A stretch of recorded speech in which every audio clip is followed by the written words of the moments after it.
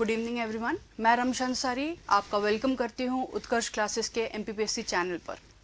आज का जो सेशन है वो सारे स्टूडेंट्स के लिए इम्पोर्टेंट है जिन्होंने या तो अभी MPPSC की प्रिपरेशन अभी स्टार्ट की है या तो वो सोच रहे हैं PSC की प्रिपरेशन स्टार्ट करने के लिए। आज के हम सेशन में बात करेंगे कि MPPSC को अप्रोच कैसे करना है, हमें कौन कौन से सोर्सेज को फॉलो करना चाहिए, हमारे नोट्स मेकिंग प्रोसेस क्या होनी चाहिए, हमें सिनॉप्सिस कैसे बनाने हैं, आंसर राइटिंग स्टार्ट करने का सही तरीका या सही टाइम कब है, और प्रीलिम्स और मेन से रिलेटेड क्या माइंडसेट होना चाहिए। ये सारी नॉलेज आपके माइंड में जो सारे डाउट्स हैं रिलेटेड टू MPPSC वो शायद आपको सॉल्व करने में हेल्प करें। चलिए स्टार्ट करते हैं विद द क्लास। फर्स्ट जो आपको माइंड में रखना है, if you are thinking to start for PSC, why are you thinking like that? आप प्रिपेयर करना क्यों चाहते हैं? मैं हमेशा एक लाइन बहुत बोलती हूँ, if your why is clear the how becomes easier. Why are you preparing for MPPSC? क्या इसमें इस जॉब जो है ये जॉब बड़ी प्रेस्टिजियस है? क्या ये आपको एक फाइनेंशियल सिक्योरिटी देने वाली है, एक सोशल सिक्योरिटी देने वाली है? क्या आप रियली पब्लिक सर्वेंट बनना चाहते हैं, पब्लिक सर्विसेज जो है आप वो ज्वाइन करना चाहते हैं? तो ये सब जो है ये आपके माइंड में बहुत क्लियर होना चाहिए। उसका रीज़न ये है, जैसे आपने प्रीवियस स्लाइड में देखा होगा, इट इज़ अ मैराथन। ये एक मैराथन है, मतलब एक लंबी दौड़ है, ना कि 100 मीटर 200 मीटर का एक स्प्रिंट है। तो जब तक हमारा ये वाई क्लियर नहीं होगा तो हम ज़्यादा लंबे टाइम तक मोटिवेटेड नहीं रहेंगे। So before starting the preparation, किसी के प्रेशर के अंडर, पेरेंट्स के एक्सपेक्टेशंस के अंदर, जो आजकल फ्रेंड्स आपके पढ़ रहे हैं तो उनको देख के प्रिपरेशन स्टार्ट मत करिए। खुद एनालाइज करिए कि आप करना क्यों चाहते हैं। जब आपके अंदर ये मोटिवेशन आएगा तो आपकी जो प्रिपरेशन की जो स्टेजेस होंगी वो आपके लिए रिलेटिवली ईजी हो जाएंगी। नेक्स्ट देखते हैं। नेक्स्ट आता है कि क्या आपके अंदर एक एस्पिरेंट का एटीट्यूड है। जब मैं एक एस्पिरेंट के एप्टीट्यूड और एटीट्यूड दोनों की बात करती हूँ तो यहाँ मतलब क्या है? क्या आपके अंदर पेशेंस है? क्या आप हार्ड वर्किंग हैं? क्या आपकी जो सिटिंग कैपेसिटी है वो लंबी है? क्या आपकी जो कंसंट्रेशन कैपेसिटी है, जो कंसंट्रेशन का आपका जो स्पैन है वो बड़ा है? या फिर आप ज़्यादा सोशल स्किल्स वाले इंसान हैं, आपको कॉर्पोरेट लाइफ ज़्यादा जो है अच्छी लगती है, आपको कॉर्पोरेट मनी ज़्यादा अच्छी लगती है? तो ये सारे जो मैंने क्वालिटीज़ बताई हैं, आपको इनमें से सोचना पड़ेगा कि आपके अंदर क्या है। अगर आपके अंदर ये प्रॉब्लम है कि आप ज़्यादा लंबे समय तक कॉन्सेंट्रेट नहीं कर सकते तो please you have to change it, क्योंकि आपको MPPSC की प्रिपरेशन में कॉन्सेंट्रेशन बहुत इंपॉर्टेंट होता है। सिमिलरली आपके सिटिंग आवर्स लंबे नहीं हैं, आप एक जगह ज़्यादा नहीं बैठ सकते, तो again you have to reverse this trend. इसके साथ साथ you have to love the books. आपके अंदर एक क्यूरियोसिटी होनी चाहिए ये जानने की कि न्यू डेवलपमेंट्स क्या हो रहे हैं, क्या नॉलेज, कुछ नया नॉलेज आपको मिल रहा है, तो you should be very curious to know. ये सब जब आपके अंदर एटीट्यूड और एप्टीट्यूड होगा तो आप बोल सकते हैं कि आपको MPPSC करने में ज़्यादा डिफ़िकल्टी नहीं होगी। लेकिन अगर आपके अंदर ये नहीं है, उसके बाद भी आप चाहते हैं कि आप MPPSC प्रिपरेशन करें, तो प्लीज़ अभी से ही अपने एटीट्यूड और एप्टीट्यूड दोनों में चेंज लाने की कोशिश करें। नेक्स्ट देखते हैं, डिकोडिंग द सिलेबस। सबसे बड़ी गलती जो स्टूडेंट्स करते हैं PSC की वो ये है, वो प्रिपरेशन तो स्टार्ट कर देते हैं। अब मेरा मतलब क्या है प्रिपरेशन स्टार्ट करने से? प्रिपरेशन स्टार्ट करने का मतलब है आपने सपोजिंगली कोई एक पर्टिकुलर सब्जेक्ट उठाया, से फॉर एग्जांपल आपने हिस्ट्री को उठाया और आप हिस्ट्री को पढ़ने लग गए। वो एक फ्लो है जो आप पढ़ रहे हैं, लेकिन आप ये तो देखिए कि हिस्ट्री का कौन सा डायमेंशन आपके सिलेबस में पूछा गया है। आपके सिलेबस में सोशोलॉजी है कि नहीं है, साइकोलॉजी है, फिलॉसफी है कि नहीं, डिजास्टर मैनेजमेंट है, इन्वायरमेंट है कि नहीं। तो सबसे पहले यू हैव टू अंडरस्टैंड कि आपके सिलेबस में, और सिलेबस में भी यहाँ पर मेरा मतलब है मेंस और प्रीलिम्स दोनों का सिलेबस। ज़्यादातर स्टूडेंट्स सिर्फ प्रीलिम्स का सिलेबस उठाते हैं through out there preparation. Prelims से पहले सिर्फ उनको प्रीलिम्स का सिलेबस पता होता है, मेंस सिलेबस वो टच भी नहीं करते, which is a big mistake. यहाँ पर ये जो मिस्टेक है ये कब बोल सकते हैं, बड़ी ही ऐसी मिस्टेक हो जो मेजॉरिटी ऑफ द स्टूडेंट्स कर रहे हैं, and then they suffer in their mains exams. So first of all आपको प्रीलिम्स और मेंस का सिलेबस दोनों को स्टडी करना है। और स्टडी करना क्या है, स्टडी आपको सिर्फ अभी इतना करना है कि आपसे कौन कौन से सब्जेक्ट एक्सपेक्टेड हैं जो पूछे जाने वाले हैं, बस आपको वो पता करना है। क्योंकि इस मोमेंट पे जब आप स्टार्ट ही कर रहे हैं, आप उसको मेंस और प्रीलिम्स के आधार पर बांट नहीं पाएंगे। तो आपको सिर्फ क्या आइडेंटिफाई करना है, आपको ये आइडेंटिफाई करना है कि कौन कौन से सब्जेक्ट्स आपसे पूछे जाने वाले हैं इस पर्टिकुलर एग्जाम के अंदर। नेक्स्ट क्या है, नो हीपिंग ऑफ रिसोर्सेस। एक पॉइंट ऐसा था जब लोगों को लगता था रिसोर्सेज बहुत कम है एमपीपीएससी के लिए, sources specifically in the English medium arena बहुत कम है, लेकिन अब सोर्सेज की भरमार है।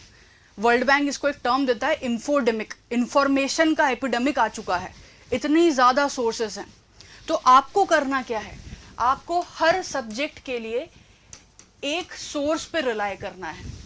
अब ये जो सोर्स होता है, देखिए दो तरीके के सोर्सेस होते हैं, एक होती है रेफरेंस बुक और दूसरी होती हैं आपकी कोचिंग की बुकलेट्स। मेरा पर्सनली ये मानना है कि जब भी आप कोई सब्जेक्ट को पढ़ना शुरू करते हैं तो हमेशा एक रेफरेंस बुक से आप पढ़ना शुरू करिए। अब रेफरेंस बुक का मतलब क्या होता है, रेफरेंस बुक वो बुक्स होती हैं जो किसी कॉम्पिटिटिव एग्जाम को सर्व करने के पर्पज से नहीं लिखी जाती, वो उस सब्जेक्ट की गहराइयों को समझाने के लिए लिखी जाती हैं। से for example Satish Chandra, medieval history में सतीश चंद्रा बहुत फेमस है, आर एस शर्मा फेमस है फॉर हिस्ट्री, आपकी ज्योग्राफी की एनसीईआरटी बुक्स। तो ये सारे जो रेफरेंसेस हैं, ये सारे जो रेफरेंस बुक्स हैं, आपको अपनी प्रिपरेशन की स्टार्टिंग में इन बुक्स के साथ अपना फाउंडेशन स्टार्ट करना चाहिए। हम आगे बात करेंगे कौन कौन से आपको सोर्सेस आपको रेफर करने चाहिए, लेकिन यहाँ एक बात प्लीज़ अपने माइंड में क्लियर करिए कि रेफरेंस बुक का बहुत बड़ा इम्पॉर्टेंस है आपके जो सब्जेक्ट्स हैं उसके फाउंडेशन में। जो एक फ्लो होता है सब्जेक्ट का, वो हमारी जो कोचिंग बुकलेट्स हैं वो सप्लीमेंट जैसा काम करती हैं, बट जो फ्लो ऑफ अ सब्जेक्ट है, जो अंडरस्टैंडिंग ऑफ द सब्जेक्ट है, वो आपको रेफरेंस बुक से आती है। तो आपको करना क्या है, सिलेबस में जितने भी सब्जेक्ट्स हैं आपने उसकी एक लिस्ट बनाई, फिर उसी लिस्ट के सामने आप नोट करिए कि उस पर्टिकुलर सब्जेक्ट की कौन सी रेफरेंस बुक है। वो रेफरेंस बुक्स को आपको जब आपकी क्लासेस स्टार्ट हो जाएंगी तो आपको उसी के साथ पढ़ते जाना है और फिर उनको सप्लीमेंट करना है विद द कोचिंग बुकलेट्स। ये क्यों करा जा रहा है, ताकि आपकी बेसिक अंडरस्टैंडिंग भी हो और आपकी जो एग्जाम की डिमांड हो वो भी मीट हो पाए। चलिए अगर मैं बात करूं यहाँ पर हमें कौन कौन से सोर्सेज को रेफर करना चाहिए, तो मैं यहाँ पर कुछ स्पेसिफिक सब्जेक्ट्स की ही बात करने वाली हूँ। जैसे फॉर एग्जांपल मैं हिस्ट्री की बात करती हूँ, ये इंडियन हिस्ट्री है। इंडियन हिस्ट्री है अगर, तो हम एंशिएंट, मिडीवल एंड मॉडर्न की बात करते हैं। पोस्ट इंडिपेंडेंस के लिए आई वोंट सजेस्ट कि आप बिपिन चंद्रा पढ़ें, आप उसके लिए कोई बुकलेट पढ़ सकते हैं कोचिंग इंस्टीट्यूट की। अगर एंशिएंट का फाउंडेशन आपको बनाना है तो आप आर एस शर्मा पढ़िए, दिस इज ओल्ड एनसीईआरटी। अगर आपको मिडीवल का बेसिस बनाना है तो आप सतीश चंद्रा पढ़िए, और इस पे भी आप फोकस ज़्यादा पॉलिटिकल हिस्ट्री पे ना जाके जो सोशियो इकोनॉमिक कल्चरल हिस्ट्री है आप उस पे फोकस करिए। पॉलिटिकल हिस्ट्री जो है वो पढ़ना ज़रूरी है, कहानियाँ याद होनी चाहिए, लेकिन हम जब नोट्स बनाएंगे तो पॉलिटिकल हिस्ट्री के उतने नोट्स नहीं बनने चाहिए जितने socio economic and cultural factors के बनने चाहिए। जो मॉडर्न हिस्ट्री है आप उसके लिए स्पेक्ट्रम रेफर कर सकते हैं, या फिर आप बिपिन चंद्रा की जो एनसीईआरटी है, बिपिन चंद्रा की याद रखिएगा, एनसीईआरटी की बात हो रही है यहाँ पर, बिपिन चंद्रा की एनसीईआरटी की बात हो रही है, आप उसको रेफर कर सकते हैं। इन सारी बुक्स से आपका एक बेस बन जाएगा हिस्ट्री का, और फिर इन्हीं आपकी जो रेफरेंस बुक्स हैं आप इसको सप्लीमेंट और कॉम्प्लीमेंट कर सकते हैं विथ योर कोचिंग के नोट्स। अगर मैं ज्योग्राफी की बात करूं, अगेन मैं यहाँ पर सिर्फ इंडियन ज्योग्राफी की बात कर रही हूँ, एनसीईआरटी 9 से 12th तक ये सफिशिएंट होती हैं। एनसीईआरटी 9 से 12 तक की ये सफिशिएंट होती हैं। इसके बाद अगर मैं इकोनॉमिक्स की बात करूं, इकोनॉमिक्स में बहुत प्यारी बुक है। इकोनॉमिक्स की जो एनसीईआरटीज़ हैं वो थोड़ी सी टफ पड़ती हैं, तो इसलिए इकोनॉमिक्स के लिए बहुत अच्छी बुक है। आप Indian economy and macro economics of ले सकते हैं आप। ऑथर का नाम ये सॉरी मैं ऑथर का नाम रिकॉल नहीं कर पा रही हूँ, मैं इस कमेंट बॉक्स में आपको इसका ऑथर का नाम बता दूंगी। लेकिन ये जो बुक्स हैं ये 12th क्लास सीबीएसई की बुक्स हैं, ये एनसीईआरटीज़ नहीं हैं, ये 12th क्लास हो गया, मुझे याद आ गया, संदीप गर्ग।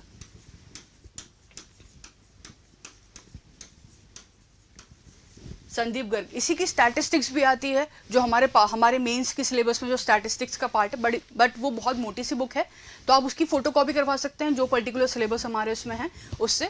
लेकिन for macro economics and for understanding of Indian economy, Satish Chandra is a good book, तो आप वो यूज कर सकते हैं। हम पॉलिटी की बात करते हैं, पॉलिटी के लिए कोई सप्लीमेंट नहीं है, पॉलिटी के लिए लक्ष्मीकांत में एक जो प्रॉब्लम है जो स्टूडेंट्स करते हैं सबसे ज़्यादा, लक्ष्मीकांत को जब वो पढ़ते हैं तो वो सिर्फ आर्टिकल को अंडरलाइन कर लेंगे, फैक्ट्स को अंडरलाइन करेंगे, वो कंसेप्ट नहीं समझेंगे।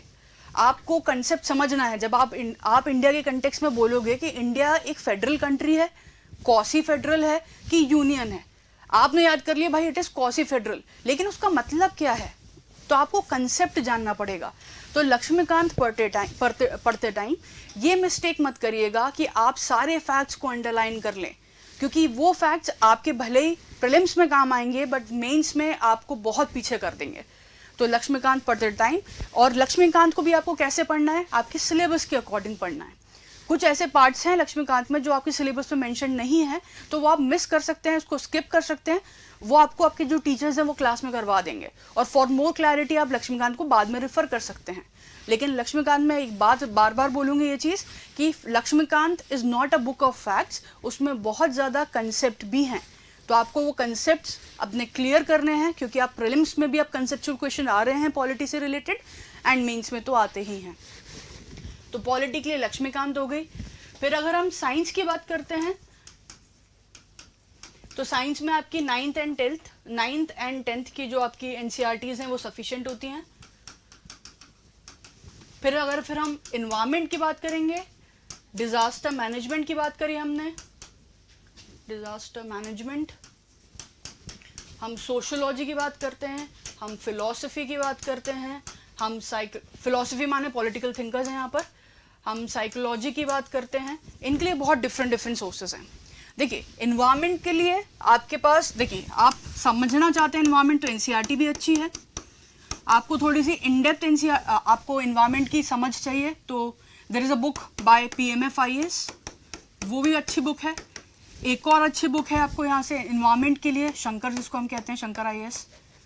ये जो बुक्स हैं, और फिर आपके जो कोचिंग के बुकलेट्स मिलेंगी, ये जो बुक्स हैं इनमें से एनसीईआरटी बेस है। इन दोनों में से आप ईदर और करिए, दोनों नहीं पढ़ना है, ईदर और कर सकते हैं। PMFIS बहुत ज़्यादा डेप्थ में है, शंकर को भी आप बहुत लिमिटेड, जो आपके चैप्टर्स आपके सिलेबस में मेंशन्ड हैं आप उसको यहाँ से करिए। डिजास्टर मैनेजमेंट के लिए, डिजास्टर मैनेजमेंट एनसीईआरटी में है, आप वो रेफर कर सकते हैं। इसके लिए कोई एक सेपरेट बुक नहीं आती है, एनसीईआरटी में कुछ पर्टिकुलर चैप्टर्स हैं, उसमें से आप डिजास्टर मैनेजमेंट कर सकते हैं। इसके बाद सोशोलॉजी की बात करें, सोशोलॉजी के लिए आपको इग्नू का मटेरियल यूज़ करना है।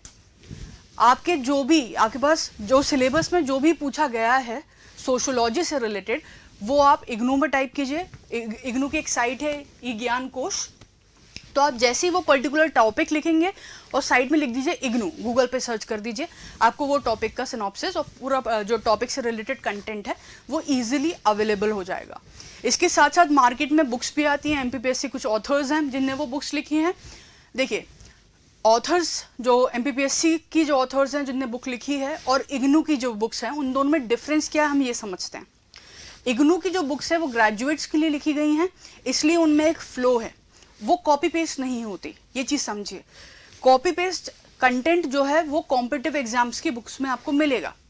अगर आपको समझ डेवलप करनी है तो आपको इग्नू पढ़ना चाहिए, और आपको अगर एग्जाम में बहुत ज़्यादा स्कोर करना है रटने के साथ, अगर आप में इतनी कैपेबिलिटी है कि आप सोशोलॉजी, फिलोसफी, साइकोलॉजी जैसे सब्जेक्ट्स को बिना समझे रट के लिख सकते हैं, then go for the books जो आपके मार्केट में अवेलेबल हैं।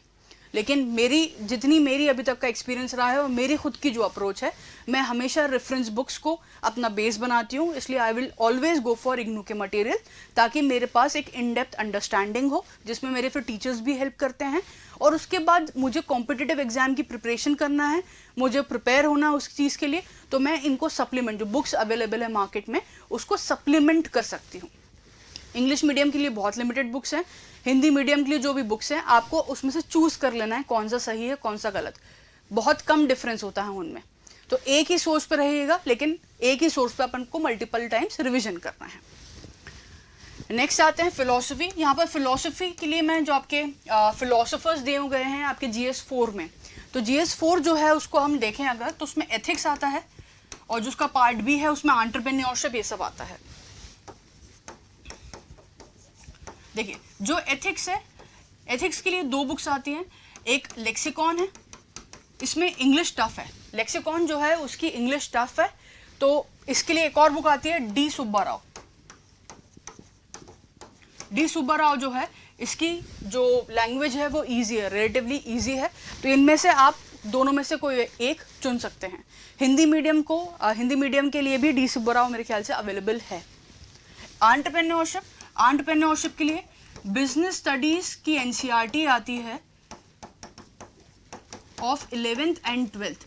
इसमें इन पर्टिकुलर NCERTs को आप पहले डाउनलोड कर लीजिए ज्ञान कोश से, NCERT.nic से, और वहाँ पर आप देखिए कि आपके सिलेबस में कौन सा कंटेंट लिखा है और वो कंटेंट आपको कौन सी बिजनेस स्टडी NCERT से मिल रहा है ऑफ 11th एंड 12th। मोटा मोटा हिसाब देखें तो मेरे ख्याल से मैंने सारे सिलेबस को कवर कर दिया है। साइकोलॉजी अगेन इग्नू, इग्नू का मटेरियल मोर देन सफिशिएंट है। इसी के साथ साथ साइकोलॉजी की NCERTs भी आती हैं 11th एंड 12th की, तो आप वो भी पढ़ सकते हैं या इग्नू पढ़ सकते हैं। देखिए ये बहुत बेसिक है, पढ़ेंगे तो अच्छा रहेगा, NCERT से शुरुआत करेंगे तो अच्छा रहेगा, इसके बाद जो भी मार्केट में अवेलेबिलिटी है वो अच्छी रहेगी। अब आपको लग रहा होगा मैम ने तो बोला था कि हमें लिमिटेड ही सोर्सेज को पढ़ना है, ये तो इतने सारे सोर्सेज हो गए। लेकिन एक चीज़ समझिए, हमारा फाउंडेशन हमेशा रेफरेंस बुक्स बनाएंगी। इन रेफरेंस बुक्स में इग्नू भी आता है, इन रेफरेंस बुक्स में NCERTs भी आती हैं, इन रेफरेंस बुक्स में पर्टिकुलर जैसे सतीश चंद्रा जैसे ऑथर्स, संदीप गर्ग जैसे ऑथर्स, वो सब आते हैं। जब आपका एक बार बेस बन जाता है, जिसको बेस बनाने में आपको करीबन 6 से 7 महीना लगेगा, उसके बाद आपको करना क्या है, इस बेस के ऊपर अपने जो कोचिंग के नोट्स हैं आप उसको कॉम्प्लीमेंट कर सकते हैं। उसमें जो भी एड ऑन करना है, वैल्यू एडिशन करना है, आप वो कर सकते हैं। लेकिन हमेशा याद रखिएगा मेरी नेक्स्ट स्लाइड है वो इसी से रिलेटेड है कि आपको अपना जो फाउंडेशन है वो बहुत स्ट्रॉन्ग रखना है। फाउंडेशन स्ट्रॉन्ग करने का यहाँ मतलब क्या है, देखिए फाउंडेशन स्ट्रॉन्ग करने का मतलब है जो आपके सब्जेक्ट्स हैं उनकी समझ आपको होनी चाहिए। जो भी आपने सब्जेक्ट्स पढ़े हैं उनकी समझ पहले आप जान लीजिए, उसको पहले जो उसकी जो समझ है वो आप अच्छे से क्या बोलेंगे, समझ को अच्छे से जो है एक्सेप्ट कर लीजिए, इंटरनलाइज कर लीजिए, एंड उसके बाद जो है फिर देखिएगा ये PSC का है, ये UPSC का है, ये वनडे एग्जाम का है। One of the mistakes again which the students make is, उनको लगता है वो MPPSC की प्रिपरेशन कर रहे हैं और कर भी रहे हैं, लेकिन वो ये बात नहीं समझ रहे कि PSC में सब्जेक्ट्स पूछे जा रहे हैं, MPPSC के सब्जेक्ट्स नहीं पूछे जा रहे। ये दोनों में डिफरेंस है। आपको आपका फाउंडेशन जो है वो सब्जेक्ट्स को बीच में रख के बनाना है।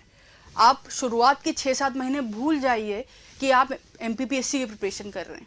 आप सिर्फ सिलेबस देखिए और आप अपना सब्जेक्ट देखिए। सब्जेक्ट की जितनी अच्छी समझ हो सकती है आप उसको डेवलप करिए, और उसको पढ़ते से ही डिवाइड मत कर दीजिए कि भाई ये मेरे प्रीलिम्स का पार्ट है, मेरे मेंस का पार्ट है। पहले 6 महीने सिर्फ सब्जेक्ट्स की समझ आपको होनी चाहिए, प्रीलिम्स और मेंस आपके माइंड में नहीं आना चाहिए, क्योंकि अगर ऐसा आया तो जिसका बेंट होता है बहुत ज़्यादा फैक्ट्स को लर्न करने का, वो हर फैक्ट को अंडरलाइन करेगा। जो जो बच्चे पहले एग्ज़ाम दे चुके हैं, कभी अपनी बुक्स उठा के देखिएगा, अगर आपने वो पार्ट में अंडरलाइन किया है जहाँ कोई फैक्ट है, तो इसका मतलब ही समझ आ रहा है कि आपका जो बेंट है वो बहुत ही ज़्यादा फैक्चुअल है। वहीं जो स्टूडेंट्स जो कोई पर्टिकुलर पूरी हेडलाइन जो है, कोई पर्टिकुलर नया कंसेप्ट जो है, उसको जब अंडरलाइन करते हैं तो वहाँ समझ में आता है कि उनका बेंट कंसेप्चुअल है। यही डिफरेंस होता है यूपीएससी और पीएससी की पढ़ाई में। तो वो जो डिफरेंस है वो आपको ख़त्म करना है, और 6 महीने या 7 महीने तक जो आपका फाउंडेशन होगा वो सिर्फ सब्जेक्ट रिलेटेड होगा, ना कि प्रीलिम्स के लिए पढ़ना है, ना कि मेंस के लिए पढ़ना है। जो भी सिलेबस में सब्जेक्ट्स दिए गए हैं उनको सब्जेक्ट जैसे पढ़ना है, इसके अलावा और कुछ उन पर दिमाग नहीं लगाना। नेक्स्ट देखते हैं the art of notes making. यहाँ बहुत इंपॉर्टेंट है। अब देखिए, हम एग्जाम्पल के थ्रू समझते हैं कि हमें नोट्स कैसे बनाने हैं। सपोजिंगली आप कोई सब्जेक्ट पढ़ रहे हैं, आप हिस्ट्री पढ़ रहे हैं, और हिस्ट्री के लिए आपने एंशिएंट हिस्ट्री पढ़ रहे हैं और आपने आर एस शर्मा यूज़ किया। अब देखिए, जब आपने आर एस शर्मा यूज़ की है और आप इसमें कोई पर्टिकुलर टॉपिक पढ़ रहे हैं, तो आप क्या करेंगे, इस पर्टिकुलर जो चैप्टर होगा उसमें से 4-5 लाइन जो है आप बाहर निकाल के लिख देंगे, और जब आप पीछे देखेंगे तो आपको लगेगा आपने कॉपी ही कर दिया है आर एस शर्मा को, और ये करना बड़ा नेचुरल है। तो this is the first level of answer writing, first level of note making, sorry, जहां पर आप इनवॉलेंटरली जो आपकी बुक होती है उसी को कॉपी कर देते हैं। हेंस आपके जो नोट्स हैं वो बिल्कुल आपकी जो बुक है उसके बराबर बन जाते हैं। अब क्या करना है, वो वेस्ट नहीं है। करना क्या है, अब इन नोट्स जो है उनको पढ़ना है। अब इन नोट्स को आप डिवाइड कर दीजिए टॉपिक वाइज। सपोजिंगली अब अगर आप मौर्यन पीरियड पढ़ रहे हैं तो आप जो रूलर्स हैं उनके अकॉर्डिंग डिवाइड कर दीजिए। आप चंद्रगुप्त को 1 पेज दे दीजिए, आप बिंदुसार को 1 पेज दे दीजिए, आप अशोका को 2-3 पेजेस दीजिए। अब अशोक को हम कैसे डिवाइड कर सकते हैं, हम अशोक का पॉलिटिकल कंट्रीब्यूशन 1 पेज में लिख सकते हैं, social contribution, economic contribution, cultural contribution, international contribution, हम ऐसे अलग अलग कर सकते हैं। तो ये जो सेकंड प्रोसेस या फिर second level of answer writing हुई आपकी, इसमें हमने क्या किया है, कोई भी पर्टिकुलर टॉपिक को आपने बुलेट्स में डिवाइड कर दिया है, आपने बुलेट्स में डिवाइड किया है। तो यहाँ पर क्या है, ये आपकी सेकंड लेवल हो गई।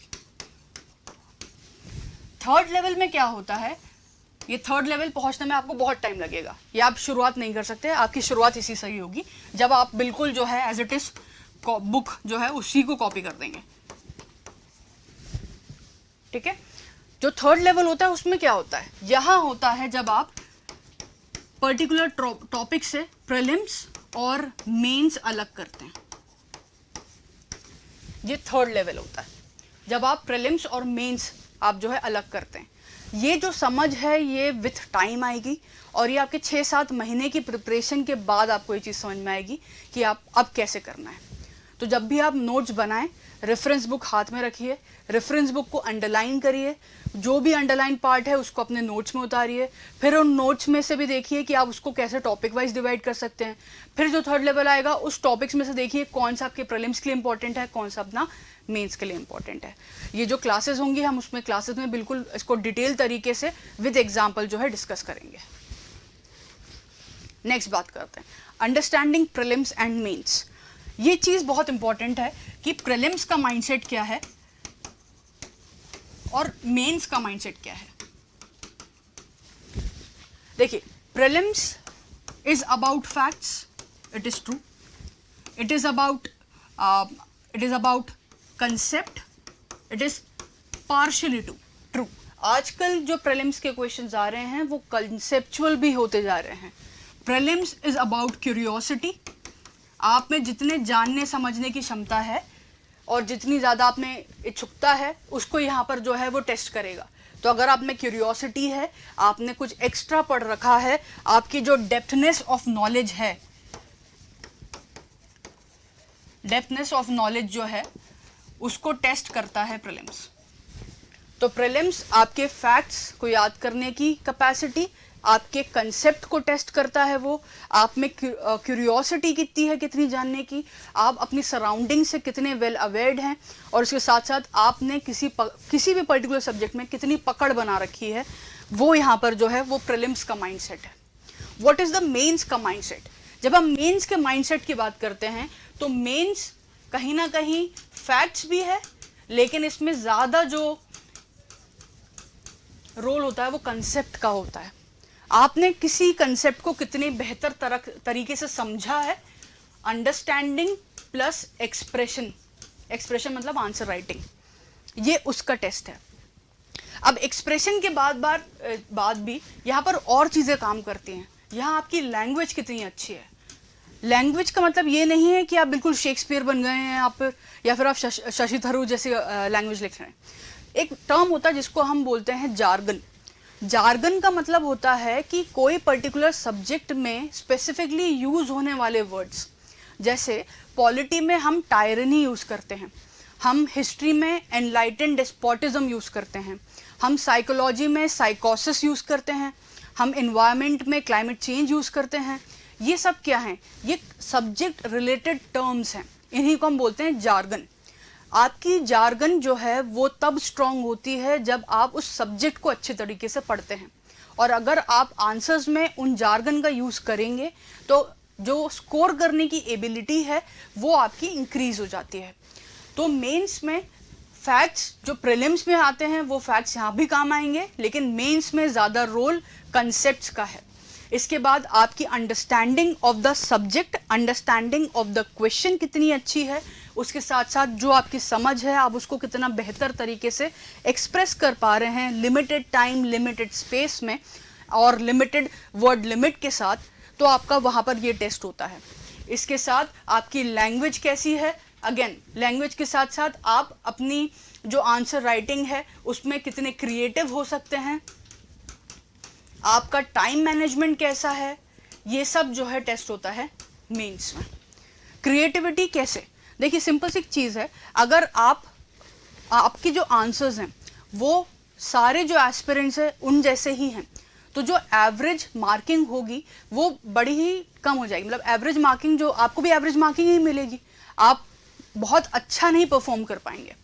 लेकिन अगर वहीं आपने अपनी आंसर राइटिंग में थोड़ी सी क्रिएटिविटी दिखाई, क्रिएटिविटी का मतलब रंगोली बनाना नहीं होता।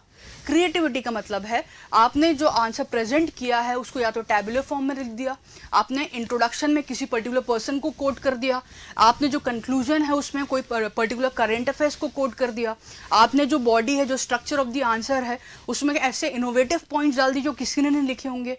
वो होती है क्रिएटिविटी। और ये अगेन क्रिएटिविटी कहाँ से आती है? क्रिएटिविटी नॉर्मल जो हर पर्सन पढ़ रहा है उससे नहीं आती। यहाँ पर आपकी जो एक्स्ट्रा नॉलेज है, आपका जो एक्सपोजर है, आप अपने फ्री टाइम में क्या देखते हैं, उसका बहुत बड़ा रोल होता है। ठीक, तो मेंस जो है वो आपकी डेप्थनेस ऑफ नॉलेज, आपकी पर्सनालिटी, आपकी क्यूरियोसिटी, आपका एक्सप्रेशन, आपकी अभी तक की स्कूलिंग, सबको जज करता है। और आपकी जितनी अच्छी होगी आपको बढ़त मिलेगी, और आपको लगता है कि आप थोड़े से पीछे हैं तो आपको मेहनत ज़्यादा करनी पड़ेगी। बस ये है कि मेंस में आपको मेहनत अच्छी करनी पड़ती है, लेकिन मेंस लिखने ज़्यादा बेहतर होता है इन कंपैरिजन टू प्रीलिम्स। जो मज़ा आता है मेंस लिखने में वो प्रीलिम्स के मुकाबले पर्सनली मुझे तो बेहतर लगता है। चलिए नेक्स्ट देखते हैं, डीमिस्टिफाइंग आंसर राइटिंग। वैसे मैंने आंसर राइटिंग पे बहुत ज़्यादा बात कर ली है, लेकिन एक चीज़ हमें समझने की ज़रूरत है कि हमें what is the correct time to start answer writing. देखिए हम जब स्कूल में थे, हम स्कूल में एनसीईआरटीज पढ़ते थे, और हर एनसीईआरटीज के पीछे जो है क्वेश्चंस होते थे। हमने वो स्कूल में पाप किए कि हमने वो क्वेश्चंस को अटेम्प्ट नहीं किया, अब वो पाप को अभी हमें धोना पड़ेगा। तो हम जब भी कोई एनसीईआरटी पढ़ते हैं उसके पीछे जो भी आंसर, जो भी क्वेश्चन दिया गया है, आप उसको आंसर करिए। पीएससी का आंसर मत लिखिए, आप उस सब्जेक्ट का आंसर लिखिए। तो जो first level of answer writing होनी चाहिए वो बेसिकली उस सब्जेक्ट को एक्सप्लेन करते हुए होनी चाहिए। आपको सिंपल उस एनसीईआरटी के पीछे जो भी क्वेश्चन पूछा गया है आपने वो लिख दिया, ये पहली चीज़। तो टाइम क्या हो सकता है आंसर राइटिंग का, ये डिपेंड करेगा कि आपके आंसर राइटिंग का नेचर क्या है। अगर आपका जो आंसर राइटिंग का नेचर है वो सब्जेक्ट को एक्सप्लेन करने वाला है, तो जब आप कोई पर्टिकुलर सब्जेक्ट पढ़ेंगे तो साइमल्टेनियसली आप आंसर राइटिंग कर सकते हैं। लेकिन आप एमपीपीएससी या पीएससी वाली आंसर राइटिंग कब करेंगे? पीएससी वाली आंसर राइटिंग जो है जब आपका 40% सिलेबस रेडी हो जाता है तब बेहतर ढंग से हो पाती है। अगर आप एक्सपेक्ट करें अपने आप से कि आप पहला जो आंसर लिखें वो परफेक्ट होगा, आपको इंट्रोडक्शन, बॉडी, कंक्लूजन लिखना परफेक्ट तरीके से आएगा, नहीं आएगा ये चीज़। ये बिल्कुल फिक्टिशियस बातें हैं, ये नहीं हो सकता। आपको इंट्रोडक्शन लिखना सीखना पड़ेगा, आपको कंक्लूजन लिखना सीखना पड़ेगा, आपको अपने आंसर्स को बेटर फ्रेम कैसे करना है वो सीखना पड़ेगा, बेटर रिप्रेजेंट करना कैसे करना है वो सीखना पड़ेगा। इट विल टेक टाइम, और इसके लिए आपके पास एक अमाउंट ऑफ नॉलेज होनी चाहिए, और वो जो अमाउंट ऑफ नॉलेज है वो 40 to 50% of the syllabus complete करने के बाद आएगी, तब आप पीएससी वाले आंसर्स लिख पाएंगे। आप उससे पहले सब्जेक्ट वाले जो आंसर्स हैं वो ज़रूर लिख सकते हैं। इसके बाद आंसर राइटिंग में एक ये बहुत बड़ा मिथ है कि जिसकी राइटिंग खराब है, जिसकी राइटिंग खराब है उसको मार्क्स नहीं मिलते। अब जिस पर्सन की राइटिंग खराब है उसका रीज़न ये है कि उसने ज़्यादा लिखा नहीं है। जो भी पर्सन है उसकी राइटिंग जो खराब होगी वो डरता है, जिसको हम बोलते हैं राइटिंग इनर्शिया। राइटिंग इनर्शिया का मतलब क्या होता है? आंसर लिखने में डर। हमें इतना ज़्यादा डर है कि हम आंसर राइटिंग कर ही नहीं रहे, और जब हम लिखेंगे नहीं तो हमारी राइटिंग सुधरेगी कैसे? जब हम लिखेंगे नहीं तो हमारा टाइम पे पेपर कंप्लीट होगा कैसे? जब हम लिखेंगे नहीं तो हमें क्रिएटिविटी हमारे आंसर्स में कैसे लानी है वो हम नहीं समझ पाएंगे। इंट्रोडक्शन और कंक्लूजन में डिफरेंस होता है, हम वो नहीं समझ पाएंगे अगर हम लिखेंगे नहीं। तो अगर आपकी राइटिंग खराब है तो इम्पॉर्टेंट है ये चीज़ समझना कि जितना ज़्यादा आप लिखेंगे आपकी राइटिंग सुधरेगी। जब आप लिखते हैं तो आप नोटिस करिए, अगर आप बहुत ही शार्प लिख रहे हैं, अगर आप एफ को ऐसे बना रहे हैं तो बेहतर है कि आप उसको राउंड बनाइए और कर्सिव राइटिंग की तरफ आइए। ये जो है ये स्कूल्स में सिखाया जाता है, बट सपोजिंग आप मिस आउट कर गए तो अब ये करिए, अपनी राइटिंग को इवैल्यूएट करिए। इसके साथ एक और चीज़ होती है, आपकी लैंग्वेज बहुत स्ट्रांग होनी चाहिए। लैंग्वेज बीट हिंदी और इंग्लिश, आपकी लैंग्वेज बहुत स्ट्रांग होनी चाहिए। यहाँ पर इम्पॉर्टेंट चीज़ ये है, आपकी खुद की लैंग्वेज, आपका जो एक्सप्रेशन है वो स्ट्रांग हो या ना हो, उससे ज़्यादा इम्पॉर्टेंट ये है आपको जो सब्जेक्ट के वर्ड्स हैं, जिसको मैंने अभी कुछ देर पहले बोला था जार्गन्स, अगर आपके उस पर्टिकुलर सब्जेक्ट से रिलेटेड वर्ड्स स्ट्रांग है, ऑटोमेटिकली आपकी लैंग्वेज स्ट्रांग हो जाएगी। और लैंग्वेज कैसे स्ट्रांग होती है? जब आप अच्छी बुक्स पढ़ते हैं, आप वही रेफरेंस बुक्स को रिपीटेडली पढ़ेंगे। कभी कभार आप इग्नू के बुक्स, आप नोट्स देखिएगा, जिस तरीके से वो इंट्रोड्यूस करते हैं अपने किसी भी कंसेप्ट को, आप जैसे अच्छा कंटेंट पढ़ेंगे आपकी जो लैंग्वेज है वो स्ट्रांग हो जाएगी। तो आंसर राइटिंग में जो सबसे बड़े डाउट्स आते हैं वो एक टाइमिंग को लेके है, दूसरा मेरी राइटिंग खराब है वो कैसे करना है, और लैंग्वेज। होपफुली मैंने तीनों को समझा दिया है और आपके डाउट्स को रिजॉल्व कर दिया होगा। नेक्स्ट देखते हैं सिनॉप्सिस मेकिंग। अब व्हाट इज दिस सिनॉप्सिस? देखिए, नोट्स जो होते हैं हमने अभी देखा था, नोट्स मेकिंग में 3 लेवल होते हैं, first, second and third. First में हमने बुक को कॉपी कर दिया, सेकेंड में हमने टॉपिक वाइज डिवाइड कर दिया, थर्ड में हमने प्रीलिम्स एंड मेंस में हमारे नोट्स को क्लासिफाई कर दिया। प्रीलिम्स एंड मेंस में क्लासिफिकेशन हो गया। अब इसके बाद जो प्रोसेस आती है, इसको कहते हैं सिनॉप्सिस। अब सिनॉप्सिस क्या होता है? सिनॉप्सिस 2 तरीके का होता है। सिनॉप्सिस पहले तो वो नोट्स होते हैं, या फिर सिनॉप्सिस वो कंटेंट है जिसको याद करने में आपको बहुत ज़्यादा डिफिकल्टी होती है, वो सिनॉप्सिस होता है। एक सिनॉप्सिस का मतलब ये होता है। दूसरा सिनॉप्सिस का मतलब होता है कि आपने जो अपने से प्रीलिम्स, ये मेंस है, मेंस में आपने क्लासिफाई किया। अब जब आप मेंस में क्लासिफिकेशन करेंगे, सपोजिंगली आप लिख रहे हैं अशोक जो है, अशोक का कल्चरल कंट्रीब्यूशन, सपोजिंग आपने ये लिखा, ठीक है, ये आपके नोट्स में लिखा है, और आपने यहाँ पर लिखा कल्चरल कंट्रीब्यूशन में कि उनने आर्ट, आर्किटेक्चर, रिलीजन, इसके बाद आप लिटरेचर, ये सब में कंट्रीब्यूट किया, और फिर आप यहाँ पर एग्जांपल्स डालना स्टार्ट कर देंगे और इसको एक्सप्लेन करना स्टार्ट करेंगे।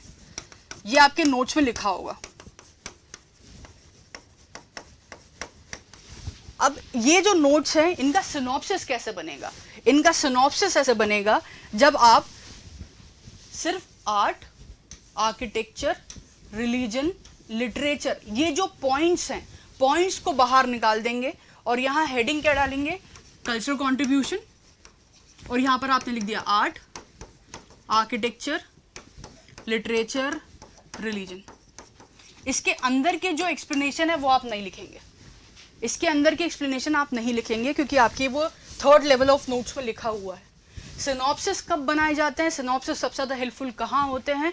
सिनॉप्सिस सबसे ज़्यादा हेल्पफुल होते हैं अगर फैक्चुअल सिनॉप्सिस हैं तो ऑब्वियसली बात है प्रीलिम्स के टाइम पे, और अगर मेंस के टाइम पे सिनॉप्सिस का सबसे ज़्यादा वैल्यू होती है, सबसे ज़्यादा वैल्यू मेंस के टाइम पे होती है क्योंकि मेंस का सिलेबस बहुत वास्ट है। तो अगर आपने कोई भी पर्टिकुलर टॉपिक को पॉइंट्स में लिखा हुआ है, पॉइंट्स में डिवाइड कर दिया हो, पॉइंट्स के एक्सप्लेनेशन वाले नोट्स बनाए रखे हैं, तो सिनॉप्सिस क्या होता है? उस नोट्स में से, पॉइंट्स और एक्सप्लेनेशन वाले नोट्स में से पॉइंट्स को बाहर लिख देना, उसको हम सिनॉप्सिस कहते हैं। सिनॉप्सिस कब बनते हैं? सिनॉप्सिस बनते हैं जब आपकी मेंस की 70 to 80 प्रिपरेशन हो जाती है, या फिर जैसे ही आप third level of note making में आते हैं और उसके बाद आप सिनॉप्सिस बना सकते हैं। तो सिनॉप्सिस की इफेक्टिवनेस सबसे ज़्यादा कब आती है? सिनॉप्सिस की इफेक्टिवनेस सबसे ज़्यादा, उसकी यूजफुलनेस सबसे ज़्यादा आती है मेंस के टाइम पे। चलिए, सेटिंग टाइमलाइंस। अब एक चीज़ ये हमें अभी तक तो समझ में आ गई होगी कि एमपीपीएससी का syllabus is a complex thing. यहाँ पर कॉम्प्लेक्सिटी है। कॉम्प्लेक्सिटी क्यों है? क्योंकि यहाँ पर डिफरेंट सिलेबस हैं, सॉरी डिफरेंट सब्जेक्ट्स हैं। जो हमारे जीएस पेपर होते हैं, पेपर 1, पेपर 2, पेपर 3, उनके अंदर ही बहुत सारे डिफरेंट सब्जेक्ट्स हैं। तो हमें टाइमलाइंस बनानी पड़ेंगी, क्योंकि अगर हम टाइमलाइन नहीं बनाएंगे और सिर्फ पढ़ते रह जाएंगे तो ये सब्जेक्ट्स कभी ख़त्म ही नहीं होंगे। आप ये समझिए, हिस्ट्री में 3 साल का ग्रेजुएशन होता है, तो हिस्ट्री इतनी बड़ी है तो हम क्या 3 साल तक थोड़ी ना पढ़ सकते, क्योंकि हमें एग्ज़ाम के हिसाब से पढ़ना है। तो आपको फिक्स टाइमलाइंस बनानी पड़ेंगी। और ये भी समझिएगा कि आपकी हमेशा टाइमलाइन, जो फर्स्ट टाइम जो प्रिपरेशन कर रहे हैं, कभी भी ये टाइमलाइन पूरी नहीं होगी। आप कभी भी अपने टाइम के अनुसार जो आपके टॉपिक से कंप्लीट नहीं कर पाएंगे। तो आपको हमेशा ये जो आपका जो पोर्शन रह गया है उसको कवर करने के लिए एक दूसरी स्ट्रैटेजी होनी चाहिए। टाइम या तो अलॉट ज़्यादा करिए, एलोकेट करिए, और कैसे भी करके आपकी जो नेक्स्ट सब्जेक्ट है उसके बीच में इसके लिए टाइम निकालिए। हिस्ट्री के लिए आपको 45 डेज, 45 to 50, 60 डेज लग सकते हैं। पॉलिटी बड़ा सब्जेक्ट है, टाइम लगेगा। एथिक्स कंसेप्चुअल है, अगर किसी ने आपको बहुत अच्छे से एथिक्स पढ़ा दिया तो 15-20 दिन में भी एथिक्स हो सकता है।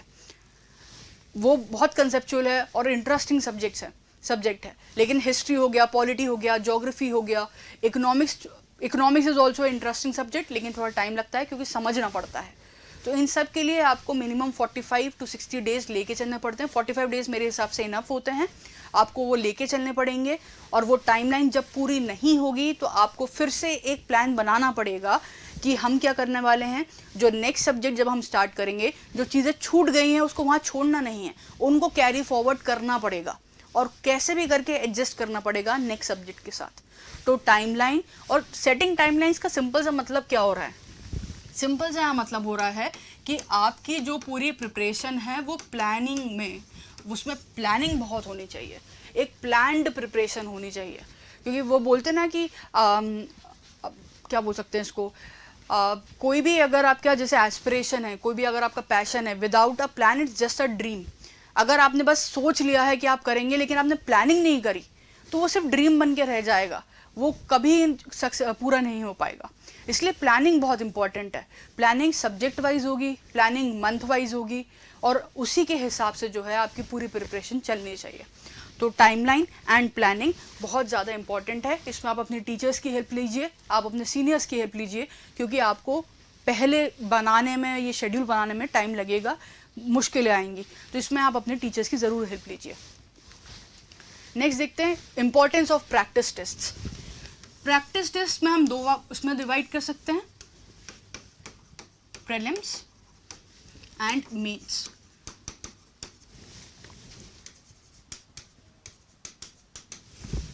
प्रीलिम्स एंड मेंस, अगर हम एक चीज़ देखें, देखिए प्रीलिम्स के लिए प्रैक्टिस टेस्ट क्यों लगाने चाहिए?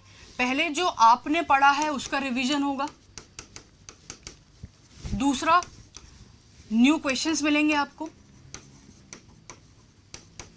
तीसरा, रिवीजन हो गया, न्यू क्वेश्चंस होंगे, आपको न्यू डायमेंशंस मिल सकते हैं कि आपने तो कभी सोचा नहीं था कि ये सब्जेक्ट को इस डायमेंशन में भी ओपन किया जा सकता है। एक ये तरीका है। तो प्रीलिम्स में प्रैक्टिस टेस्ट की इम्पोर्टेंस ये है कि आपने जो भी पढ़ा है वो उसका रिवीजन प्रैक्टिस टेस्ट से होगा, न्यू क्वेश्चंस आपको मिलेंगे। तीसरी, कोई भी पर्टिकुलर टॉपिक की डायमेंशनल ओपनिंग आपको प्रीलिम्स के टेस्ट से मिल सकती है। हेंस आप जैसी कोई सब्जेक्ट पढ़ते हैं, या तो आप सब्जेक्ट कंप्लीट करने के बाद ही प्रीलिम्स के टेस्ट लगा सकते हैं, ड्यूरिंग द सब्जेक्ट आप टेस्ट लगा सकते हैं, या जब पूरे सब्जेक्ट्स हो जाएं उसके बाद जब प्रीलिम्स का नोटिफिकेशन आ जाए या उससे पहले भी आप टेस्ट लगा सकते हैं। लेकिन मेरा हमेशा ये मानना है, जो स्टूडेंट्स अभी पढ़ रहे हैं उनको टेस्ट बहुत पहले से लगाना स्टार्ट कर देना चाहिए। रीज़न बीन, इससे उनकी एक कंटिन्यूएशन बना रहता है, डिसिप्लिन रहता है। आपको अपना एक इकोसिस्टम में अपने आप को बांधना चाहिए। वो बांधने के लिए इम्पॉर्टेंट है कि आप टेस्ट रिगरसली देइए और जुडिशियसली देइए, क्योंकि ये इम्पॉर्टेंट होता है। वही मैं मेंस टेस्ट की बात करूं, जो मेंस का टेस्ट होता है ये बहुत सारी चीज़ें आपको सिखाता है। मेंस का टेस्ट आपको टाइम मैनेजमेंट सिखाता है। मेंस का टेस्ट आपको ये सिखाता है कि आपने जो पढ़ा था आप उसको एक्सप्रेस कर भी पा रहे हैं कि नहीं कर पा रहे। आपको यहाँ न्यू क्वेश्चंस भी मिलते हैं, न्यू क्वेश्चंस की प्रैक्टिस भी होती है। मेंस जो है, आपको पूरा जो एग्ज़ाम का अप्रोच है, पीएससी की जो अप्रोच है वो मेंस से समझ में आती है। अब क्वेश्चन ये आता है कि मेंस के टेस्ट कब देना चाहिए। मेरा हमेशा ये मानना है कि जब भी आप कोई भी सब्जेक्ट पढ़ रहे हों, उस सब्जेक्ट्स के टाइम पे ही, उस ड्यूरेशन में ही आप कुछ प्रीलिम्स के टेस्ट भी देते जाइए और कुछ मेंस के टेस्ट भी देते जाइए। अब ये दो तरीके से हो सकता है, या आप किसी पर्टिकुलर इंस्टीट्यूट जो है आप उसकी टेस्ट सीरीज़ को एनरोल कर लीजिए और प्रीलिम्स और मेंस के टेस्ट देते जाइए। या एक और तरीका है, आप एनसीईआरटी के क्वेश्चन सॉल्व करिए तो आपकी मेंस की थोड़ी थोड़ी आंसर राइटिंग होती जाएगी। और दूसरा ये है कि आप प्रीलिम्स की टेस्ट सीरीज ले लीजिए। लेकिन मेरा जो है फोकस फर्स्ट वाले पे ज़्यादा रहेगा, ताकि आप कंटिन्यूसली प्रीलिम्स और मेंस जो है उसके हिसाब से पढ़ते जाएंगे। डर ज़रूर लगेगा प्रीलिम्स के और मेंस के टेस्ट देने में, एक इनर्शिया फील होगा, लेकिन इट इज़ इम्पॉर्टेंट। पहले से ही अगर आप अपनी पर्सनालिटी और अपना माइंडसेट बना लेंगे कि you have to give prelims and mains के टेस्ट, तो आपको बाद में जाके दिक्कत नहीं होगी। जो इम्पोर्टेंस है प्रैक्टिस टेस्ट की वो इम्पॉर्टेंट है, मतलब जो प्रैक्टिस टेस्ट जो है ये इम्पॉर्टेंट इसलिए भी हो जाते हैं कि आपको अगर अपनी नॉलेज चेक करना है, अपनी परफॉर्मेंस को चेक करना है, आपकी अभी तक की पूरे एफर्ट्स को चेक करना है, तो प्रैक्टिस टेस्ट जो है वो एक आपको एक डायमेंशन जो है, एक आपको एक तरीका है जो आप उससे अपनी प्रिपरेशन को गेज कर सकते हैं। नेक्स्ट देखते हैं, वन डायरेक्शन वन अप्रोच। इसका मतलब क्या है? देखिए, बहुत सारे स्टूडेंट्स कोचिंग्स जाते होंगे, बहुत सारे स्टूडेंट्स के बहुत सारे मेंटोर्स रहेंगे, लेकिन इस पर्टिकुलर एग्ज़ाम में किसी की भी अप्रोच आप कॉपी नहीं कर सकते। आपको कोई पर्टिकुलर टीचर की अप्रोच अच्छी लग सकती है, किसी मेंटोर की अप्रोच अच्छी लग सकती है, किसी टॉपर की अप्रोच अच्छी लग सकती है, लेकिन आपको उस अप्रोच को अपने अकॉर्डिंग चेंज करना पड़ेगा। तो और इम्पॉर्टेंट ये है कि आपको एक ही अप्रोच फॉलो करनी है। ऐसा नहीं है कि मेरा जो साथ वाला फ्रेंड है वो दूसरी बुक पढ़ रहा है तो मैं वो भी बुक पढ़ना स्टार्ट कर दूँ और जो मैं पढ़ रहा था वो छोड़ दूँ। ये नहीं होता। Everything has to be planned, और प्लानिंग जो है वो ऐसी नहीं होनी चाहिए कि उसमें थोड़ा सा भी ऑब्स्टिकल आए वो टूट गई। तो इस पूरे जो एमपीपीएससी का सेशन होगा, इसमें हमेशा याद रखिएगा, आपको शुरुआत से ही एक डायरेक्शन फॉलो करना है, एक टीचर को फॉलो करना है, एक मेंटोर को फॉलो करना है, और अपने आप को भी समझना है कि आपके पढ़ने का तरीका क्या है। आपके पढ़ने का तरीका जो है वो एक ही सब्जेक्ट को 40 डेज तक पढ़ने का तरीका है आपका, या आप 2 सब्जेक्ट्स पढ़ लेते हैं 40 डेज में क्योंकि आपको बोरियत होती है। तो आपको ये चीज़ समझनी पड़ेगी, आपको अपनी आंसर राइटिंग समझनी पड़ेगी, आपको अपने पढ़ने का तरीका समझना पड़ेगा, आपको अपना जो आपका जो कंसंट्रेशन का जो स्पैन होता है वो खुद समझना पड़ेगा। और इन सब चीज़ों को जब हम समराइज करेंगे तो वो बनता है one direction and one approach. They can not be S different approaches जो क्लैश कर जाएं। तो हमेशा एक टीचर को फॉलो करिए, और एक टीचर को फॉलो करते साथ साथ जो भी चेंजेस आपको अपने अकॉर्डिंग लगते हैं वो ज़रूर करिए, क्योंकि you can not copy any others approach. With this I hope मैंने जितने भी आपके डाउट्स थे MPPSC से रिलेटेड वो सॉल्व कर दिए हैं। एक छोटा सा पोर्शन जो मिस आउट हो गया था मुझसे वो ये है कि आप MPGK के सोर्सेज क्या रख सकते हैं। देखिए MPGK के 3-4 सोर्सेज हैं। एक बंडवाल अच्छी बुक है, एक TMH आती है, एक परीक्षा धाम आती है। अब अगेन ये आप पे डिपेंड करता है कि आपको बेटर कौन सी लग रही है। मैंने जो है बंडवाल पढ़ी थी, सबसे पहला अटेम्प्ट मैंने TMH से दिया था, उसके बाद मैंने बंडवाल पढ़ी। उसके बाद मैंने क्या किया, उसके बाद मुझे लगा ये मेरे बेसिक नोट रेडी हैं, अब अगर मुझे कोई न्यू नॉलेज लग रही है मैंने ऐड कर लिया। बट मैंने कभी न्यू बुक उठा के नहीं पढ़ी, मैंने ये चीज़ नहीं की है। क्योंकि आप जब न्यू बुक पढ़ते हो तो न्यू बुक में 80% चीज़ तो आप ऑलरेडी पढ़ चुके हो, आपको 20% फैक्ट जो है वो न्यू मिल रहा है।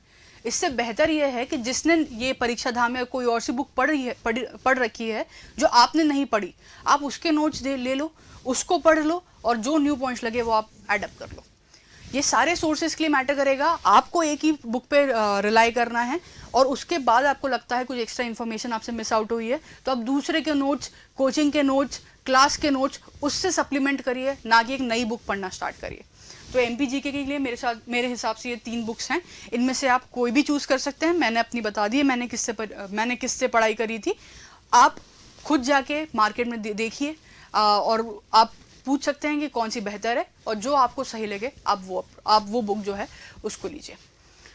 सो विद दिस शायद होपफुली मैंने आपकी सारी चीज़ें जो है उसको सारे जो डाउट्स हैं उसको सॉल्व कर दिया होगा। अगर इसके बाद भी अगर आप में कोई डाउट है, कोई क्वेश्चन है तो आप कमेंट बॉक्स में लिख सकते हैं और मैं आपको पर्सनली उसमें जवाब दे दूंगी। Thank you and have a nice day.